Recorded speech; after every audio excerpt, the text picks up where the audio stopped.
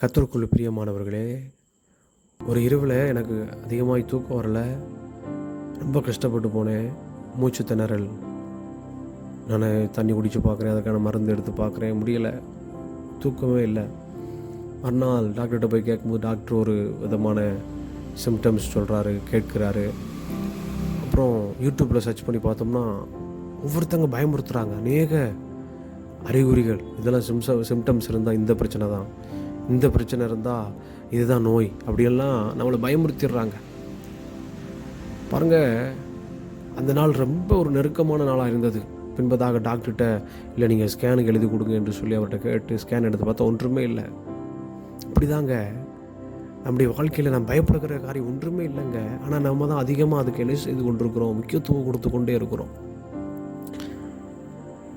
பாருங்கள், அதுக்கு செலவழிக்கிறோம், அதற்கு நேரத்தை கிரயமாய் நம்ம செலுத்துகிறோம், வீணடிக்கிறோம், நேரத்தை காலங்களை வீணடிக்கிறோம்.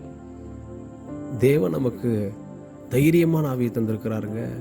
உன்னத தேவன் நம்மளோடு கூட இருக்கிறாருங்க. கெட்சிக்கிற சிங்கத்தை போல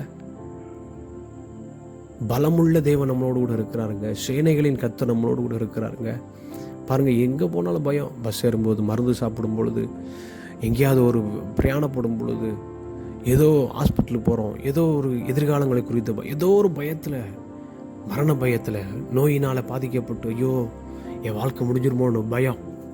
இந்த பயத்தை சத்துரு கொண்டு வந்து நம்முடைய ஓட்டத்தை தடை செய்கிறாங்க, நிம்மதியை தடை செய்கிறாங்க. அதான் பவுல் சொல்லுகிறாரு, என் பிராணனை நான் அருமையாக என் தேகத்தை விட்டு பிரியும் காலம் வந்தது. தைரியமாக சொல்கிறாருங்க. நல்ல போராட்டத்தை போராடின ஓட்டத்தை முடித்து, ஓ இதற்காக ஜீவக்கிரீடம் எனக்காக வைக்கப்பட்டிருக்கிறது என்று சொல்லுகிறார். அன்பானவர்களே, அந்த பயத்தை எடுத்து போடுங்க. பயத்தை கொண்டு வந்து நம்முடைய ஓட்டத்தை தடை செய்கிற, ஓட்டத்தை ஓட விடாதபடி, வேகத்தை அதிகரிக்க விடாதபடி, பாருங்கள், நம்மளை சோர்வுற பண்ணுகிற இந்த பயத்தின் ஆவை எடுத்து போடுங்க. சத்ரு கொண்டு வரும் பொழுதெல்லாம் சத்ருகிட்ட சொல்லுங்கள், நான் தேவனுடைய பிள்ளை, நான் இயேசுவின் ரத்தத்தால் கழுவப்பட்டவன், என்ன வந்தாலும் எதையும் எதிர்கொள்கிற தைரியத்தை தேவன் எனக்கு தந்திருக்கிறார். மரணமே ஆனாலும் ஜீவனே ஆனாலும் நான் கர்த்தருக்குள்ள சந்தோஷமாக இருப்பேன். நான் எதையும் எதிர்த்து நிற்க, தைரியமாக எதிர்த்து நிற்க பலனை எனக்கு தந்திருக்கிறார் என்று சொல்லி இருதயத்தை வலுப்படுத்துங்க. அப்போ அடிக்கடி சொல்லுவாங்க, வாழுகிறது ஒரு வாழ்க்கை, அது சீக்கிரமாக கடந்து போகிறது. ஒருவரை ஒருவர் நேசிங்க. ஒரே ஒரு வாழ்க்கை. கசப்பு வச்சுக்கிறாதீங்க, கருத்து வேறுபாடு வைக்காதீங்க, சண்டைகள் வேண்டாம், போட்டிகள் வேண்டாம்.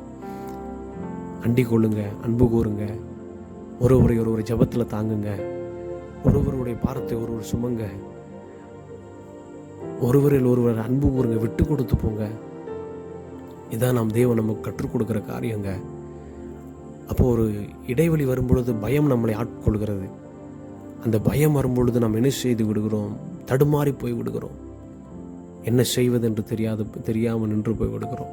கர்த்தருடைய பிள்ளைகளே, தேவனுடைய சமூகத்தில் பலத்தோடு கூட இருங்க. பயத்தெல்லாம் எடுத்து போடுங்க. அன்றாட வாழ்விலே கர்த்தருக்கு பயந்து அவருடைய வசனத்துக்கு கீழ்ப்படிந்து நடங்க. தேவன் நம்மை பலப்படுத்தி இந்த பயத்தை நம்ம விட்டு எடுத்து போடுவாராக. நமக்கு தேவன் தைரியத்தின் ஆவியை தந்திருக்கிறார்.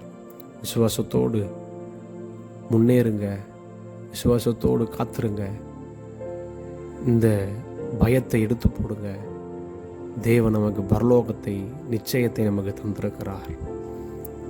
வலிமையாயிருங்கள். ஆமென்.